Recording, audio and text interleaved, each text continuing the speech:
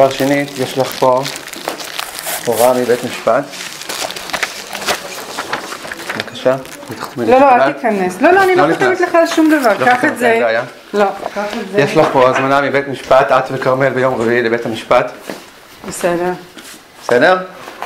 להתראות, צביקה, יום טוב. מסרבת לקבל? כן, אני מסרבת. אל תיכנס בבקשה למשרד שלי. אל תיכנס למשרד שלי. קח את זה איתך. ואל תשאיר פה חומרים בבית משפט. תקבל באופן ישיר מבית המשפט. קח את זה בבקשה. בית המשפט. לאיש ביטחון. מיד לאיש ביטחון. קח את זה בבקשה. בית המשפט הורה לי לתת לך את זה היום בבוקר. קח את זה בבקשה איתך. בית המשפט הורה לי את זה לתת לך את זה היום בבוקר. אני מקבלת פקס מבית המשפט, אל תדע. את קיבלת את זה ממני? חצוף. תצא מפה, מיד לקרוא לאיש ביטחון, שיפי.